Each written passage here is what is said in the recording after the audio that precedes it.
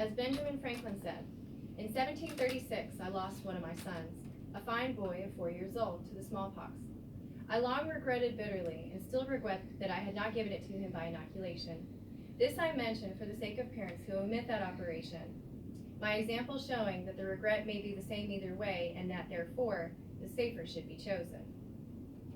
According to the CDC in a study that reflects on the impact vaccinations have had in reducing mortality over the last 20 years, the deaths of an estimated 732,000 children have been prevented, and approximately 21 million hospitalizations have been avoided due to high vaccination coverage during the VFC, or Vaccination for Children program, which spanned from 1994 to 2013. In fact, the reason for implementing such a program in the first place was due to an overwhelming number of hospitalizations and deaths from measles in 1993. It is worth noting that the MMWR vaccine was first released to the public in 1963 and was around for 30 years. But due to general distrust of vaccines, the majority of the population rejected the precautionary measure. Today, I will discuss the importance of getting vaccinated every year and how vaccinations benefit the worldwide population. It is my hope to persuade my audience to reconsider avoiding vaccines that are critical to overall health and wellness and ultimately a long life. Having received my bachelor's degree in biology from UNC Chapel Hill and having attended countless science classes, I can tell you that the vaccination debate is always a popular topic of discussion. I have listened to both sides of the argument and am well informed of the reasons for either supporting or refuting the concept of vaccination. To help you visualize the potential consequences of not getting vaccinated, close your eyes for a moment and picture your daughter, who is now a senior in college, a child that you've raised and protected in every way possible since the day she was born 22 years ago. She's at the top of her class, and she's worked hard to be on the honor roll list every semester. She has already started applying to jobs and preparing for graduation. One day, after mentioning several unusual symptoms she's been experiencing for the last 2 weeks, you encourage her to visit campus health. Then one day, not long after her appointment, she suddenly calls you, and you can tell by her voice that she is sobbing uncontrollably. Your jaw drops as she explains the call she received from her doctor just 5 minutes before she called you. Her test results indicate that she has cervical cancer caused by a severe case of HPV. You sit there and try not to think about the Gardasil vaccine her pediatrician recommended when she was 11 years old. You sit there and try not to wonder if vaccinating Kara against HPV could have yielded a different outcome. Initially, I will discuss common misconceptions that encourage individuals to refuse vaccinations and why they're misleading. Then I will provide evidence that refutes the popular belief that vaccines themselves are the root of sickness and infection. And finally, I will explain how vaccines not only benefit your personal health, but those around you as well. There are a number of popular beliefs about vaccines which have no physical or statistical evidence, and I will now illustrate 2 of them. Unfortunately, the history of vaccines has accumulated a number of inaccurate conclusions as to why one would ever opt out of getting vaccinated.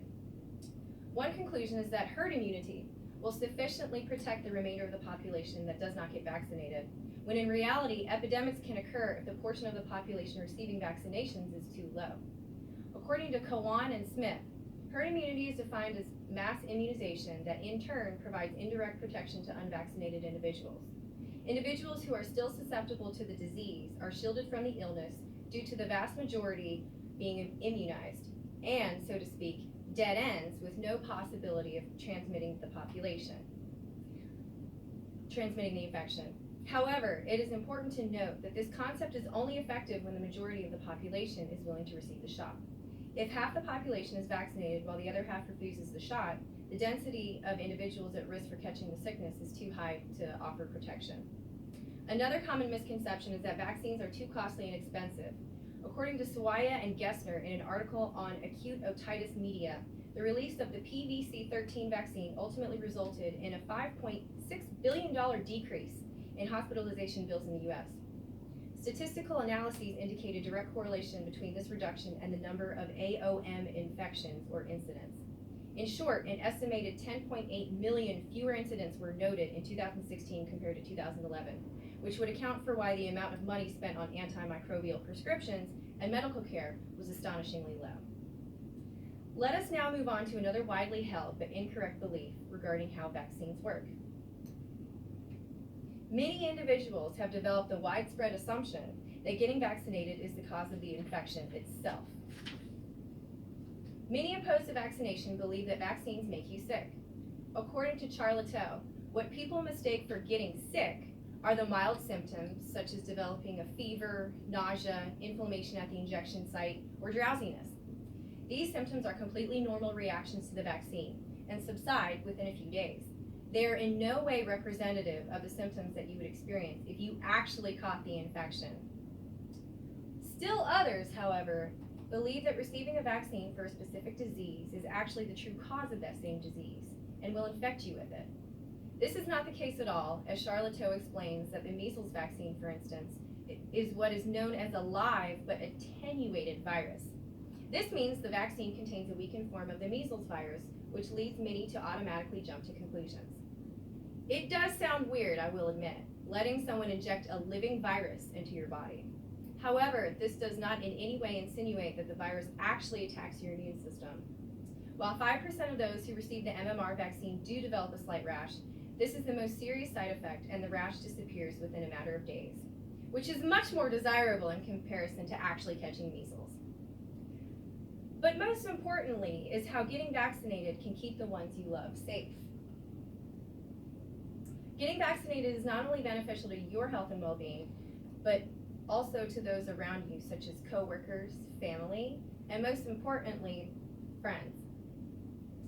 Vaccines provide personal protection by inducing a reaction within the body to confer future protection against an infection.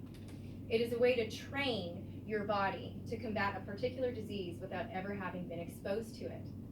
When your body comes into contact with that same disease, your immune system immediately begins producing antibodies in mass amounts to fight off the infection. So even though you may have to come into contact with a dangerous infection, you would never know it because you never experienced a reaction to it. Your immune system shut it down before it had a chance to infect you. Vaccines also keep you from becoming sick and potentially passing infection to those around you. This is especially important to consider with small children and elderly parents or grandparents. As a young adult, your body is able to respond relatively well to infection. However, this same infection, if passed on to one of your children, could prove to be fatal. According to the website 10 Reasons to be Vaccinated, adults are responsible for the majority of whooping cough cases in young infants. I have now explained how common inaccurate misconceptions can discourage individuals from getting vaccinated, how vaccines do not cause the same infection they are supposed to provide protection from, and why getting vaccinated is important to your health and those around you. Vaccines are crucial to keeping the density of susceptible individuals in a population low and preventing the outbreak of an epidemic. Returning to the quote at the start of my speech, Benjamin Franklin acknowledges how vaccinating his son may still not have saved him from an early and untimely death. However, he really emphasizes the fact that the safer should be chosen to eliminate simply one more source of potential infection in his child. I'd like to end now with one more quote that similarly supports the same sentiment, this time from Bill Gates. I don't think there is any philosophy that suggests having polio is a good thing.